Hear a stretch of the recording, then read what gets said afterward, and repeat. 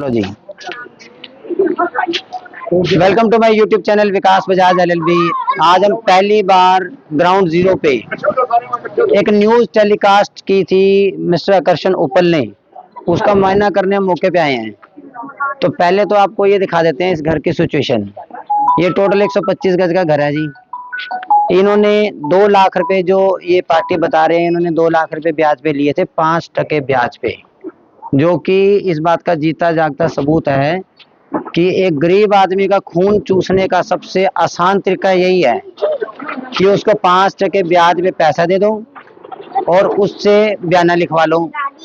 मैं ये मानता हूँ कि इन्होंने बयाना साइन भी किया है, सब कुछ है, कोर्ट के ऑर्डर भी हैं, पुलिस ने आके एग्जीक्यूशन कराई है। लेकिन कुछ पिक्चर्स ऐसी होती हैं जो टीवी के ऊपर अलग होती हैं, उसके साथ स्टोरी उसके बैकग्राउंड पे कुछ और होती है। अच्छा, सच्चाई क्या है?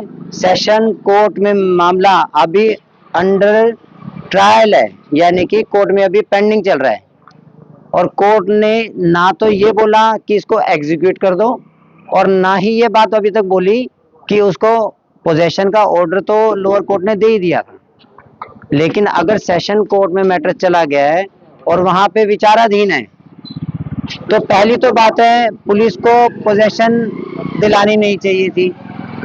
अगर तो ये बात पुलिस की नॉलेज में है तो, कि विचाराधीन अभी मैटर चल रहा है, लेकिन अगर पुलिस को इस बात का पता है कि ये मैटर अभी विचाराधीन कोर्ट है, सेशन कोर्ट है, तो कहीं ना कहीं एक एज ए ह्यूमन, एक इंसानियत के नाते भी, क्योंकि हम एक समाज का हिस्सा हैं, समाज में रहते हैं, 4 लोगों से मिलते हैं, उठते बैठते बातचीत करते हैं, कहीं ना कहीं एक दर्द कि एक आम आदमी के लिए, कि एक गरीब आदमी के लिए होता ही है। लेकिन ये एग्जीक्यूशन कैसे हुई, मतलब इसके लिए मेरे पास जवाब तो नहीं है, लेकिन किस तरह से हुई ये मैं जानता हूँ। अच्छा, ऑन कैमरा ये बात मैं बता भी दूंगा तो अभी थोड़ी देर बाद आके पुलिस मुझे उठा लेगी, क्योंकि ये तो जग जाहिर है कि पुलिस के पास कितनी पावर्स, कितनी ताकत, कितनी फोर्स है। इसका जीता जागता एक सबूत और नमूना जो पेश कर सकता हूँ ना, वो यही कर सकता हूँ कि डीजीपी साहब के ऑर्डर के बाद भी पुलिस वालों ने आज तक भी अपनी गाड़ी पे से स्टिकर नहीं उतारे। तो सोचो कि पुलिस इंडिविजुअल कैपेसिटी में कितनी पावरफुल है। जो डीजीपी के ऑर्डर को मान नहीं रही, वो उन गरीबों को क्या देखेगी।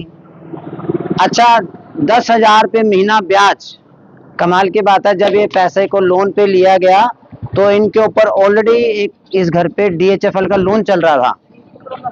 तो जिस आदमी ने पैसा ब्याज पे दिया और बयाने पे लिखवाया, तो उसको कम से कम ये तो देखना चाहिए था, भाई इसके ऊपर पहले ही लोन चल रहा है। अच्छा, जिस प्रॉपर्टी पे लोन चल रहा है तो आप उस प्रॉपर्टी को पहले तो सेल नहीं कर सकते। अगर सेल कर रहे हो तो आपको बैंक को इंटीमेट करना था या बताना चाहिए था कि मैं पैसा ब्याज पे दे रहा हूँ, क्योंकि अगर आप किसी प्रॉपर्टी पे लोन ले लेते हो तो उसका पहला जो मालिकाना अधिकार है वो बैंक का बन जाता है। अच्छा, उसके बाद इन्होंने ना जैसे तैसे करके उस लोन को खत्म भी किया कि चलो एक तरफ से ईएमआई खत्म होगी तो दूसरी तरफ से ब्याज का मीटर स्टार्ट हो जाएगा। भाई गरीब आदमी है, जैसे तैसे करके हम लोग ब्याज को चुकता कर देंगे और एक दिन हंसी खुशी इस घर में रहेंगे और इस घर को, यानी इस प्रॉपर्टी को एंजॉय करेंगे अपने बच्चों के साथ। इंसान जब घर बनाता है ना तो अपने बच्चों का भविष्य तय करता है। और मैं यहाँ पे कोई न्यूज चैनल वाला बन के तो आया नहीं हूँ, ये सब जानते हैं कि मैं एक मदद के तौर पे, एक हेल्प के तौर पे ग्राउंड जीरो पे रियलिटी जानने के लिए आए थे, और रियलिटी कुछ और निकली है। लेकिन फिर भी अगर इंसानियत और मदद के तौर पे हम देखें तो इस परिवार की जितने ज़्यादा से ज़्यादा लोग मदद कर सकते हैं, मैं तो यही बोलूँगा। और हाँ, जो पुलिस ने एग्जीक्यूशन करवाई हुई तो कोर्ट के ऑर्डर से ही है, इसमें तो कोई गलत नहीं किया। लेकिन अगर गरीब आदमी के दर्द को देख लेते तो शायद ये जो एग्जीक्यूशन हुई इतनी दरिंदगी के साथ नहीं होती।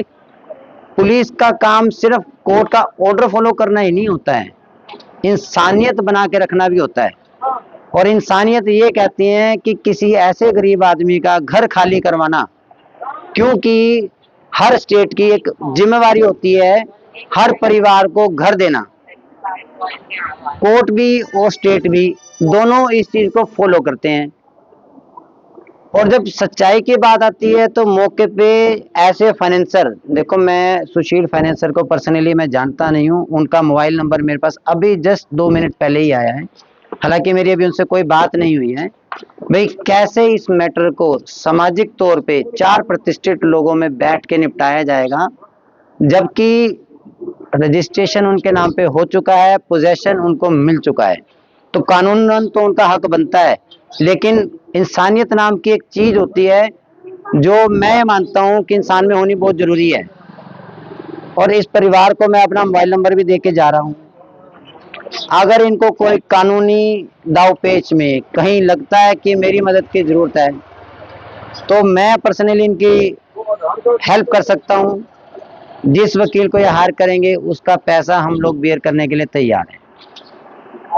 तो मेरी सब जनता से यही अपील है कि इनको इनका घर दिलवाया जाए, क्योंकि घर ना बड़े सपने से बनता है और हर किसी को अपना घर बड़ा प्यारा होता है।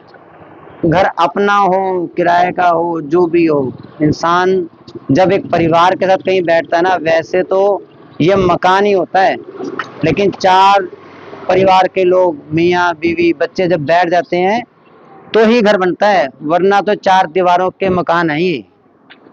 तो मेरी तो सुशील फाइनेंसर से भी यही हाथ जोड़ के हमेशा रिक्वेस्ट रहेगी कि थोड़ा इनकी तरफ देखा जाए, और कुछ जो बिलो पॉवर्टी लाइन के लोग हैं आपको देखना चाहिए। पुलिस को भी एग्जीक्यूशन करते हुए थोड़ा दर्द का एहसास होना चाहिए था, और कोर्ट को ये बात जाके बतानी चाहिए थी कि मौकाए हालत क्या है, क्योंकि खाली पुलिस का काम किसी को जबरदस्ती उसके घर से निकालना नहीं होता, ये भी देखना होता है कि क्या जिस घर से आप उसको निकाल रहे हो उसके बदले में उसको स्टेट ने, क्योंकि पुलिस जो मुलाजम होती है वो स्टेट की होती है और स्टेट की प्राइम ड्यूटी होती है हर आदमी को घर देना।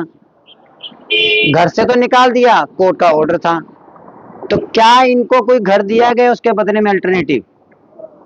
अब मैं ये नहीं कह, वो कहीं ना कहीं करनी चाहिए थी। इतनी दरिंदगी से घर का सामान बाहर फेंक देना ये तो बियॉन्ड द लिमिट है, और स्टेट को इस बारे में सोचना चाहिए। कहाँ तो हमारे देश के माननीय प्रधानमंत्री जी का क्लियर कहना है कि हर परिवार को घर देना हमने 2029 तक। ठीक है, गलतियां इस परिवार से भी हुई या जिनके थ्रू केस लड़ा गया, कहीं ना कहीं लैक तो रहा ही है, जो इनको अपना घर, अपना आशियाना खोना पड़ा। तो हमारी संवेदना इनके साथ है, इनके समाज से हमारी बात हुई है, उन्होंने मदद का पूरा भरोसा दिया है। और आप सब लोगों से मिलकर अपील करता हूं मैं, गोगड़ीपुर फाटक के पास में श्री राम कॉलोनी, वहां पे इनका घर है। आप लोग जितनी इनकी मदद कर सकें मदद करें, ताकि इनको अपना घर दोबारा से मिल सके। अगर इनको ये घर नहीं मिलता तो कोई बात नहीं, हम सब हर दिन कुछ ना कुछ पैसा कमाते हैं, अगर थोड़ा थोड़ा भी डोनेशन करके पैसा इकट्ठा करेंगे तो इनको दूसरा घर भी दिलवाया जा सकता है। लेकिन ऐसा कोई कारगर चीज दोबारा ना हो कि ये उस प्रॉपर्टी को कहीं और प्लेज ना कर सकें, इसके लिए सामाजिक तौर पे बैठ के इसका अल्टरनेट निकालेंगे, बात करेंगे। और इसी के साथ मैं अपनी वीडियो खत्म करता हूँ। बहुत बहुत धन्यवाद दोस्तों।